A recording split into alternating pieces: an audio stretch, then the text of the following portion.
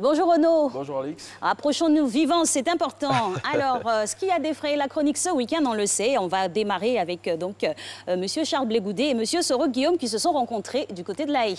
Oui, annoncé depuis un moment, la rencontre entre les deux leaders politiques a eu lieu hier à La Haye, selon Soir Info, qui révèle ce que Soro et Blé Goudet ont décidé lors de cette rencontre, tout en indiquant que l'ANC de Soro Alphonse réclame le retour de Gbagbo et celui du leader du COJEP. Pour tout savoir sur les dessous de cette rencontre et ses implications, c'est Soir Info de ce jour qu'il faut se procurer.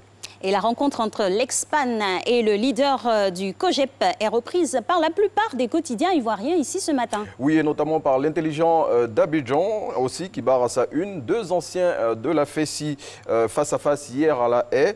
Et Blé Goudet et Soro Guillaume pour une réconciliation non propagandiste et un dialogue inclusif. L'intelligent d'Abidjan nous propose un décryptage des incompréhensions après cette rencontre qu'il compare à celle qui a eu lieu il y a quelques mois entre Laurent Gbagbo et Henri Konan Bédié. Et du côté du quotidien d'Abidjan, la France enfonce le pouvoir. Annoncé à Abidjan le mois prochain, le président français a finalement reporté son voyage en terre ivoirienne. Après cette situation qu'il qualifie de faux bond de Macron à Ouattara, le journal Bleu indique que la France porte encore un grand coup dur au régime d'Abidjan. Le quotidien d'Abidjan, pour soutenir cette assertion, publie dans son édition de ce jour les graves révélations de France Diplomatie, l'administration française chargée de mettre en œuvre la politique extérieure de la France et d'assurer les relations avec les États étrangers. Et que nous dit le nouveau réveil ?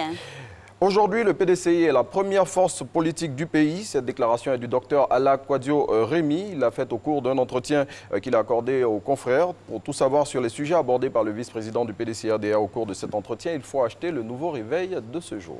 Et ce week-end également, les femmes du RHDP se sont retrouvées à Treichville. Et c'était au Parc des Sports, très exactement. C'est ce que nous dit le quotidien le matin avec cette une. Giga meeting des femmes du RHDP samedi dernier. 30 000 Amazones mettent en garde l'opposition. Le confrère met en avant les propos de certains responsables du RHDP présents à cette rencontre, tels que notamment ceux de Kobenan Kwasi Adjoumani, qui a déclaré « Quel que soit le candidat du RHDP, nous allons gagner ». Pour tout savoir sur cette rencontre des femmes du RHDP, il faut prendre le matin de ce jour. Et une nouvelle couche pour le RHDP dans cette revue de presse. Et oui, on continue de parler de cette mobilisation des femmes du RHDP avec l'Inter qui publie en une ses propos d'Henriette Diabaté. Les mots durs précèdent la violence et tous les excès sont inutiles.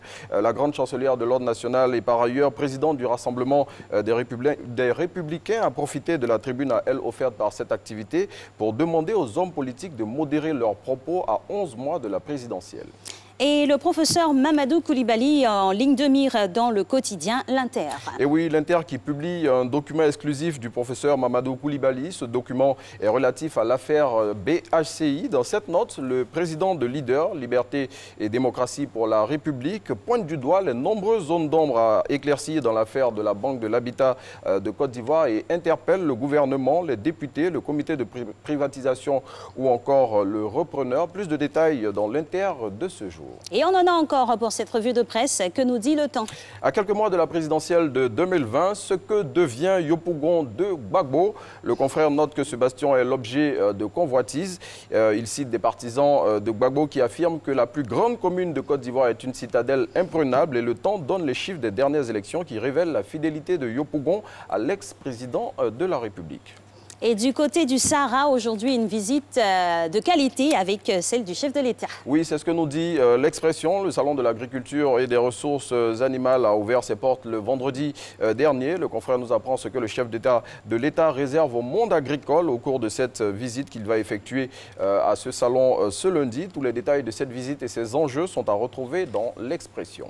Et chose improbable, vous terminez cette revue de presse en nous emmenant dans un pays où arriver en retard est une bonne chose. Oui, Alix, ce pays c'est le Venezuela et là-bas arriver en retard à un rendez-vous est une preuve de respect, vous pouvez bien le penser. Donc si un jour vous allez au pays de Nicolas Maduro, c'est pas la peine d'essayer d'arriver en avance à vos rendez-vous parce que si vous le faites, vous risqueriez d'être pris pour quelqu'un d'impatiente. D'accord, voilà. C'est sûr que si on a l'idée, on émet l'idée de faire un matin bonheur au Venezuela, on va démarrer à midi. Il faut prendre son temps, voilà. Ne soyez pas pressés. On va démarrer à midi, tout simplement. Merci à vous Renaud. Merci Alix. Très belle journée, on se revoit demain avec le même bonheur.